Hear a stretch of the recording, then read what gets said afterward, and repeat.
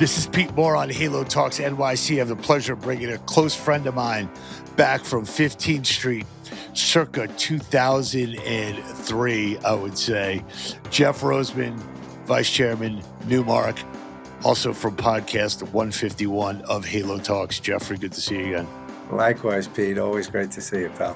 Yeah, so we've been running around this industry for several decades. You're looking good and looking spry and continuing to make waves in the New York market. You had a stat that you referenced right before. You want to lead with that from where we are? I do. We just finished our end of 25 retail report, and it fitness and wellness tenants surged by 40% from the previous year. 40%. Now, I mean, I've seen it in the industry. I've seen, each space. Every time you hear a deal, it's like a new name. What do they do? Oh, they're Pilates. They're infrared. They're high intensity or fitness. And it's just there are so many names now running around the city and so many types of fitness brands. So, yeah. So would you say that the Halo sector may have saved the retail, commercial, and residential well, I think industry? It's been what it has really helped is the office market, right? So to return to landlords want people to come back to work, and coming back to work, you don't necessarily want to come back to an office building that has a Chase Bank or a drugstore in it, but if it has a cool fitness juice and a tea guy or a coffee guy, I mean, it really does make a big difference in where you're going to be sort of spending every day of the week. Yeah. So, as you take a look at what's happened in New York City and some of the players that, have been growing, you got Planet Fitness, you got Crunch, New York Sports Clubs hasn't really, added new locations. You're seeing a lot of, new brands out there that, may or may not be fully capitalized. Like Club Pilates seems like it's very well capitalized. So is Solid Core, Barry's Boot Camp. But how are you seeing the receptivity of landlords with new names that they might not have heard of or that don't really have a long track record, yet they're willing to take a bet on that either with TI dollars or long-term leases? That's a good question. I mean, look, that's always a struggle. Landlords always need to sort of understand who the tenant is. Obviously, if they have a track record, it's good. If it's a track record from overseas, sometimes it's looked at a little bit closer, but not necessarily a bad thing. But look, every tenant, anytime you're leasing space in a office building or residential building or a mall, landlord's going to pretty much give you a colonoscopy to find out, where the money's coming from and, any debt, who the partners are, et cetera, et cetera. And what are you seeing, or obviously every deal's different, but what do you see from, tenant improvement dollars? I did a deal with one of my clients with Crunch a couple of years ago where it's like 6 months security deposit on a letter of credit, which I thought was kind of onerous. Personal guarantees or, these good guy clauses. Maybe you can explain the good guy clause after just giving us like some tops of the waves.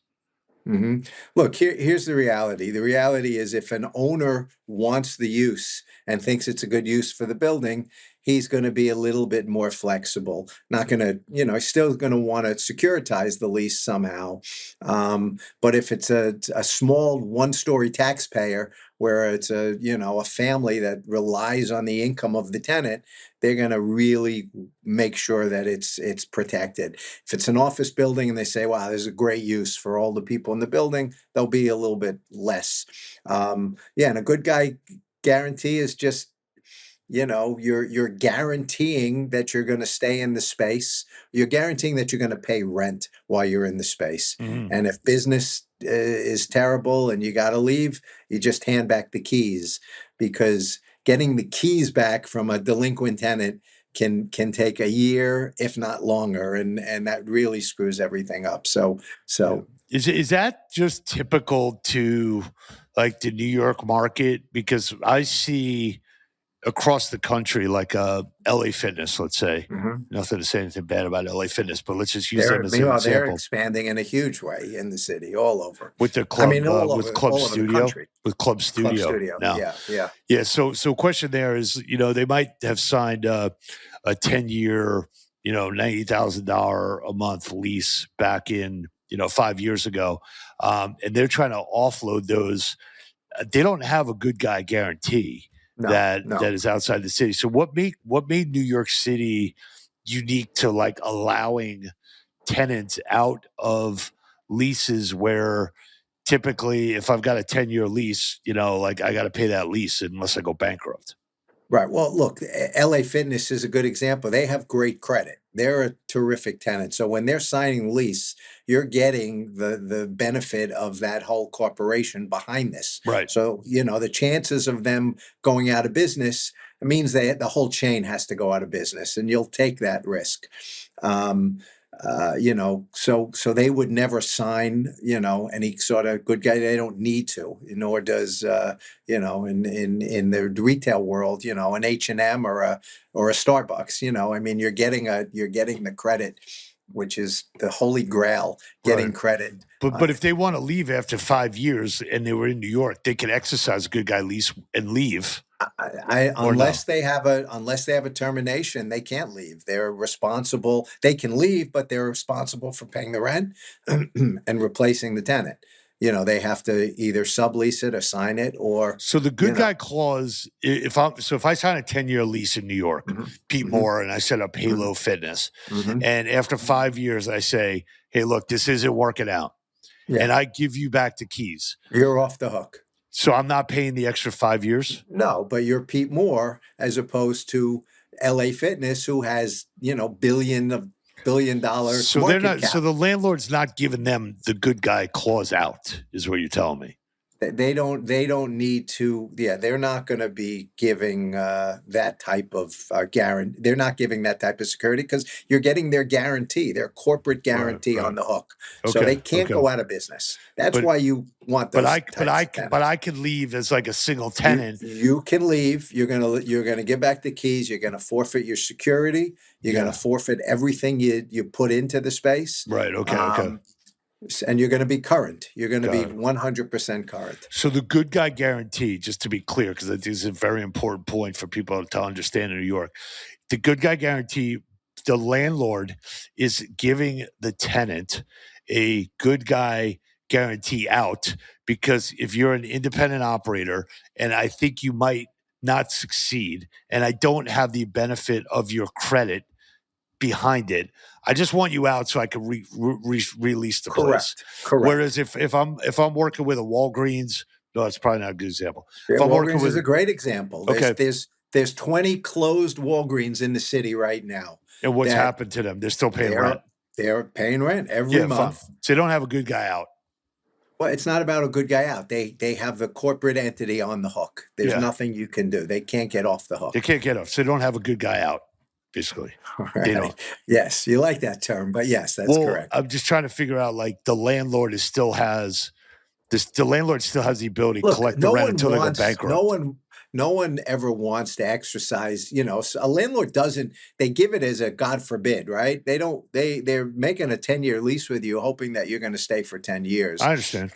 And they're gonna, now more and more, we're seeing penalties on top of the good guy. So you can't just, hey, I gave it a shot. I'm getting out. Right, I understand. They may want an extra sort of 6 month penalty that you're going to pay. So you can't just make a quick decision like, oh, this sucks, I got to get out. So let me pivot the conversation to you've been in the industry for a long time. You've got tenants that come in. You become their exclusive tenant rep at Newmark to find them locations, and you've helped roll out a lot of different brands. What kind of support do you give to new tenants that are coming into the market where they might have some rosy projections about no pun intended rosy projections. I just thought that. Look, I got this pickleball concept and I want to sign $1 million lease on the Upper East Side. You're like, hey, let's just let's kind of check your projections and what you think is Yeah. going to happen before you start put $10 million down on and pay $1 million a year in rent. What kind of lens do you help people look through? It's a good question because I have burst many bubbles over the years of people who come in full of vim and vigor and, going to take over. And you run through the economics with them, as from as simple as, okay, this is the rent, this is what your build out is going to cost. This is what the landlord is going to look for from you in terms of security, in terms of, first month's rent, in terms of how much money you're going to have in the bank to even start the business. So, first off, making sure that they have obviously the right amount of capital for this, because you're not going to open the doors and start doing business, right? We Yeah, all know yeah, that there's a ramp up, and then learning the city, I'm a huge proponent. I want people to really understand the market that they go into, whether it's the city, whether it's the boroughs, whether it's Long Island, Westchester, anywhere. You really have to understand the landscape of that market. Who's the competition? Who's doing what I do? What are their prices, etc. yeah. And one of the things that I think is beneficial, some people go around and say, "Oh, I don't need a rep. I'm going to go and like shop locations myself." A lot of them end up overpaying on rent. They don't get the terms up front that they should get, that are market Hmm. at the time. And the market obviously Yeah, shifts around with TI dollars and length of leases. I see groups that come to me and have, assignment clauses that they forgot to like focus on. And the terrible. Yeah, landlord's got like, yeah. can extract a significant amount of value or block their sale of their business or ask for information rights. So, what's the current market right now is it a good time to be a landlord? Is it a good time to be a tenant? What are some of the terms maybe that you see that are like, hey, it's kind of like a new, you know, landlords are giving on this or tenants are getting this that maybe is like a Mm-hmm. little bit like atypical or off You market. know, it's look, it's the country and the city specifically is vibrant again. There's people back at the office 5 days a week. People are going out to dinner, and so the streets are busy. There's been a lot of bloodshed in the office building world. So a lot of people have lost buildings that were over leveraged. So it's an interesting time for tenants now because buildings have gotten reset. So rents have sort of, plateaued in some areas. It's an interesting time to get involved with a building that is coming out of bankruptcy. Somebody purchased it. They have different basis. They have different sort of ideas as to what to do with it. So, it's always a good time for tenants to find space, and again, it's finding the property owner that understands your sort of what you're doing and says, you know what, yeah, I see this is a great complement to my other retail in the Right. building or my other tenants in the building. Could you take a minute and just explain to everyone when, if I buy a building for $100 million and I've got $10 million of net operating income that's coming in from these um, for these retailers, and then a couple retailers go out of business, I'm underwater. I got to give back my property. Now the property is bought by some investor for 50 million.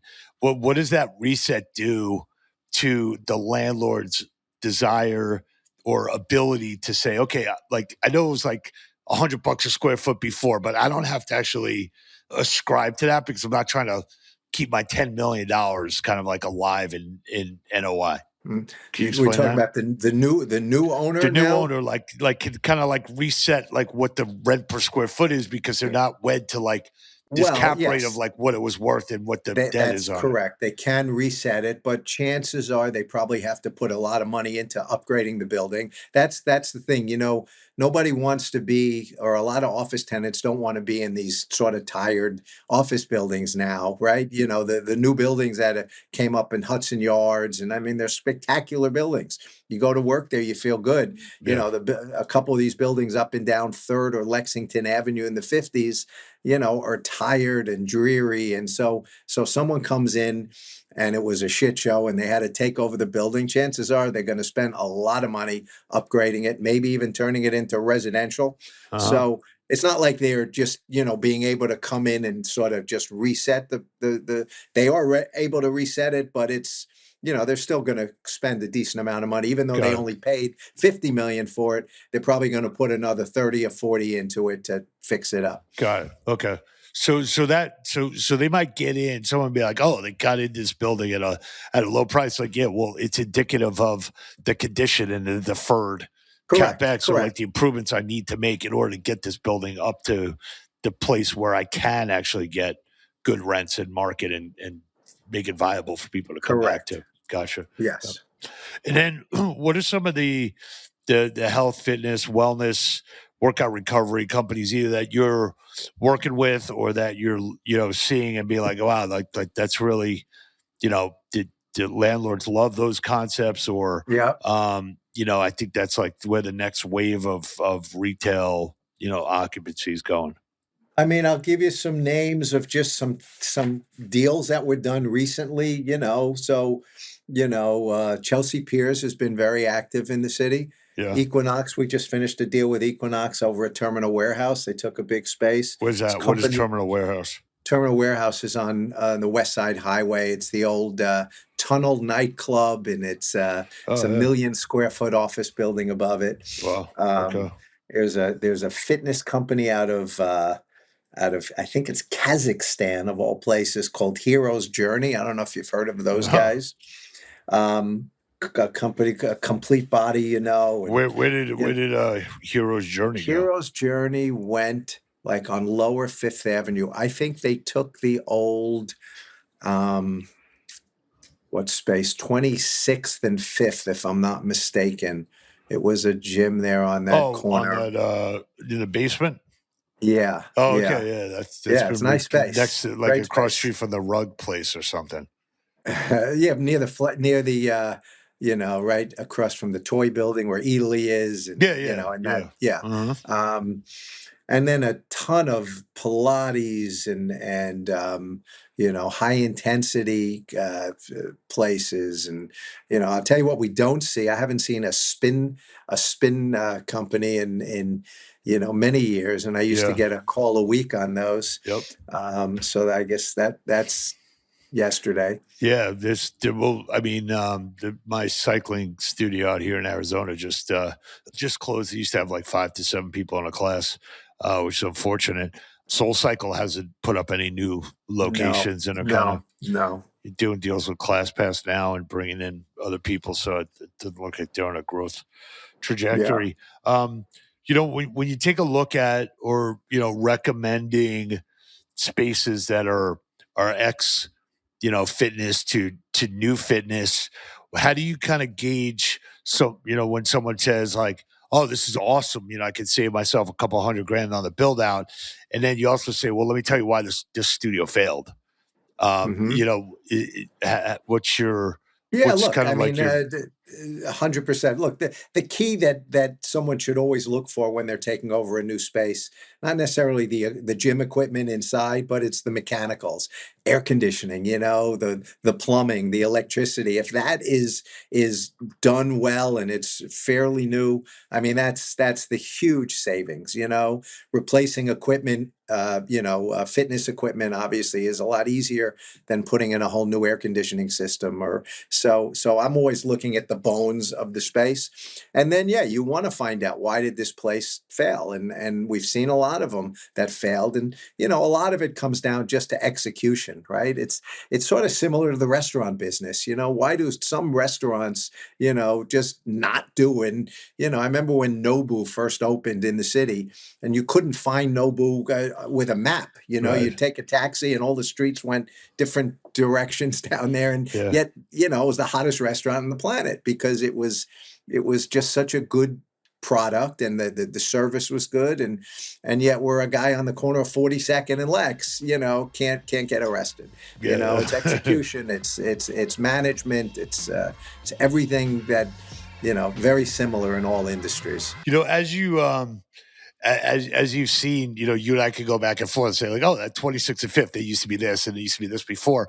There are times when I'm on a call with a private equity group, and I'll say, oh, there's these like dozen Gold's gyms out in this the market. Like, I don't like Gold's Gym. I don't want to have anything to do with Gold's Gym. I'm like, I want to buy into a company like an EOS. And I'm like, well, let me just give you, like, while you were in elementary school, the EOS actually was a Gold's Gym, and they changed the sign. They basically run the same exact That's business funny. model. Yeah. So, when you take new people through the city and, talk about like your experience, and you talk about like, hey, let me just give you almost like a walking tour or history. How does that? Are they listening? And do they get it? Do they appreciate it, or are they like in their own little time zone? If look in the extreme chance that a space didn't work because it's on the wrong side of the block or the traffic Yeah, doesn't stop there, but that really is rare. Again, it's really about execution. How many businesses fail because it's just not run properly, or it's just someone took their eye off the ball. That to me is why. But yeah, I love, especially in New York City, the history of the buildings. Forgetting about who the previous tenant was, I'll say, Bob Dylan's first apartment in the city was about, stuff like that. We handle a building on the Upper West Side, the Ansonia, which is a legendary residential building. Babe Ruth used to live there. There's a letter from Babe Ruth to the management company. Dear Joe, or whatever, sorry, the rent was a little late this month. Accept this bat as my token of appreciation, and I'll get you next month or something. that's funny. It's like, That's holy awesome. crap, Yeah, it's yeah, that's those types of things are just incredibly fun, and they really, we've got SLT in that building actually, and people resonate with classic buildings in the city for sure, somewhat due to the history. yeah. So in closing here, 10 years ago, people would have said, Amazon was going to kill every retailer, and the pandemic was going to destroy the entire fitness industry. And I was obviously out there, you know, basically telling everyone like this is an experiential, energy based, in person. We're social animals. How excited are you about where we're at, and how bullish are you, from an economic standpoint? It is amazing. You're right. They've been calling for the death of retail. The second online, retail came on board. The bricks and mortar were done, and there was definitely some nervousness in the industry, but it never happened. People don't Yeah, want to sit at home. They don't want to just shop from in their bathrobe and not go out and just order in food, and the same thing with fitness. Right? If fitness was dead during COVID, no one's going to want to be in a gym, in a space with other people. But it just, the pundits are wrong, and they're 50-50 on everything they do. They're right some and wrong, and the market is just it's the city especially is as vibrant as I've ever seen it. it's And awesome. and what I love is there's so many different creative new uses, and everybody is building a better mousetrap. So instead of just sell an eyeglass store, you've got stores like Warby Parker, and you've got cool fun experiences, and it's all around. It's in fitness, it's in food, it's in clothing. So it's very exciting times for sure. Awesome. Well, for our listener base here, Jeff Roseman, an authority on everything related to real estate, tenant rep, a Halo alumni, a future and prior neighbor of PD Mo, and it's good to see you as always. Likewise, Appreciate the Pete. insight, man. It's great. So Likewise, to a always. strong 2026 for Yes, everybody here, and the city's alive. So come visit or get some space and there you go. make some Thanks, money. Pete. All Great right, to bro. see you, Good pal. to see you, bro. Okay, All right. bye, guys.